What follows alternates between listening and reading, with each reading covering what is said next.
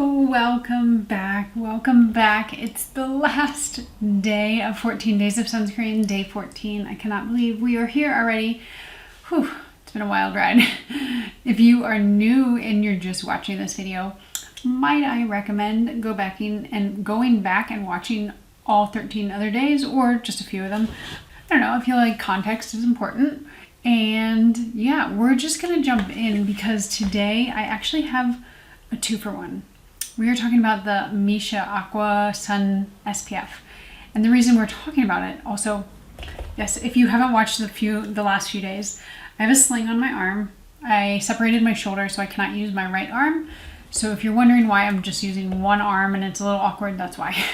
But I mentioned that in the other videos as well. But yeah, we're talking about these two sunscreens, as you can see here. Mainly because this one, it's really hard with just one hand, is the older version. Looks like this.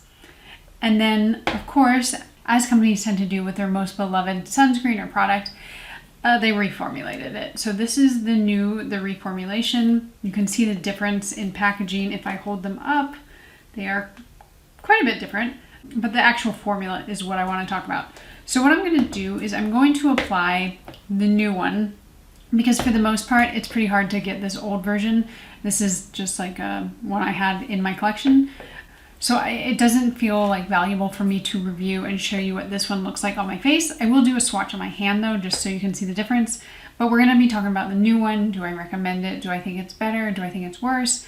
And kind of, I think kicking or ending this series on, I don't know, maybe a high note, maybe a low note, but I think this is one of the more popular sunscreens out there, and I don't know if people realized it was reformulated. So that's why I kind of wanted to end it for this series on this sunscreen. So with all that said, I'm gonna zoom you in, jump in, put it on my face, and we'll get going.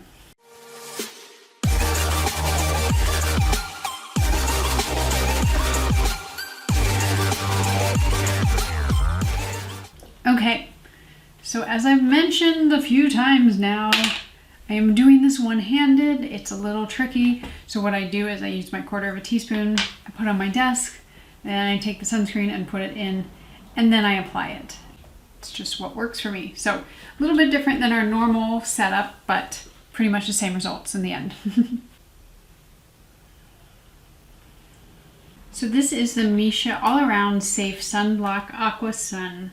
It used to be called Missha Aqua Sun Gel, so that is the big difference. This one is now more of a cream versus a gel, but we'll get into that in a second.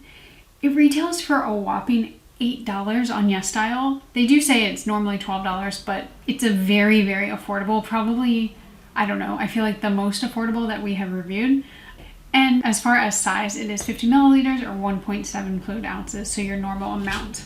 It is SPF 50 plus with 4 PAs, so just as high a coverage and protection as many of the others we've covered. And they also say that this one has what's called the brand's Aqua active formula, which helps amp up skin's hydration levels.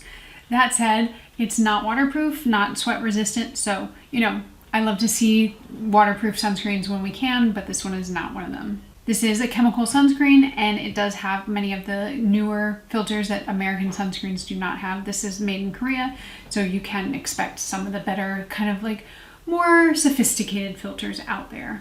Okay, so again, I'm feeling very rough in terms of like my hair and my looks right now, but we're just looking at what the sunscreen looks like. This is definitely more of a glowy sunscreen. I wouldn't say it's like meant to be super glowy, but it does have kind of veers into the greasy category a little bit more than some of the others. It feels like it's on my skin a little bit more. It's gonna soak in, but for people with combo, more oily skin, this is gonna feel quite a bit heavier than some of the others. That said, it is quite easy to apply. It is chemical, so you shouldn't have a white cast regardless, but it does kind of sink in pretty quickly to the skin. But I would caution you, if you do have more oily or combo skin, this one's gonna have a little bit more of a glow and kind of feel a little bit greasier to me than some of the others did. But again, I feel like so many of these, if I really sat down and went through ingredient by ingredient, we would see a lot of the same base combinations And that's because a lot of these sunscreens kind of give you that overall sunken in look, not sunken in like skin, but like they sink into your skin pretty well, but they still tend to leave you with a little bit of a glow, a little bit of a glass skin look, because that is quite a popular look. But again, just the easiest to apply. Now, what I really wanted to get into is the difference between these two, because I think on the surface, if we didn't have the old formula, I would apply this and I would be like, you know what? This is a great sunscreen. It layers really nicely underneath makeup. It gives me more of that glowy look. If you are drier skinned, it can be a really good option for you. But because I have this one and I knew about this one, this is the Aqua Sun Gel. This is the old formula. I hate to say it, but this new formula is not as good. You wouldn't know unless you'd tried it. And I'm going to show you what I mean by that. But this old formula is... there's just no comparison. Now this is going to be hard with just one hand, but I'm going to try. Okay, so the newer formula is on the left, this side, and the older formula is on the right, on this side. You can see here that the newer formula is a bit creamier. This one has a little bit more of a like texture to it, whereas the older formula is really just a gel and it blends out so seamlessly. It's quite hard to see when I'm doing the swatches because I only have one hand, but again, the differences are quite subtle. So on my thumb side, we have the old formula, and then on my pinky side, we have the new formula. And I just want to mention that the formula of the old one is more of a water gel cream. And that's what I love about it. It soaks in so quickly.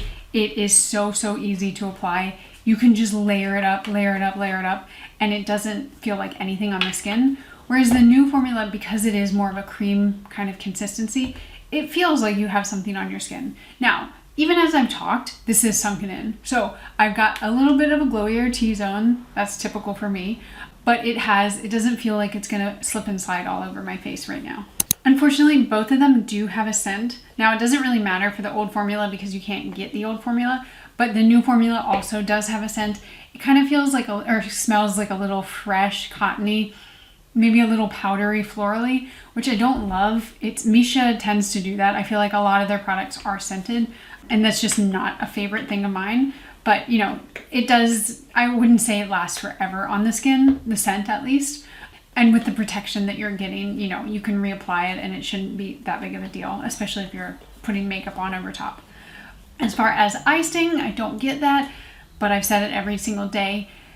It's hard to know and predict if I get icing, will you or not?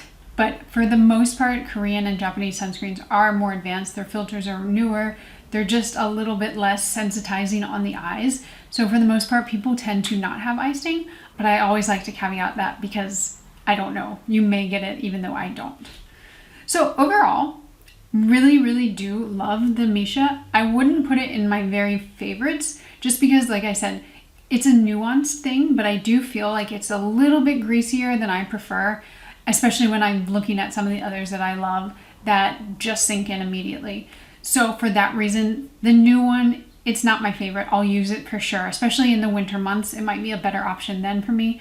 But also because I know what used to exist, it's kind of one of those sad things where you're like, oh, I wish they just hadn't reformulated it because this was pretty much a holy grail for a lot of people. So that's all I have to say about that. And that is 14 days of Korean and Japanese sunscreens. I can't believe it's over. Well, it's not over. Come back tomorrow because I'm going to be wrapping up and I'm going to be giving you my top 5-ish. It's going to be hard. I feel like I have a lot of favorites, but I'm going to be trying to whittle it down, and then also the ones that I do not recommend.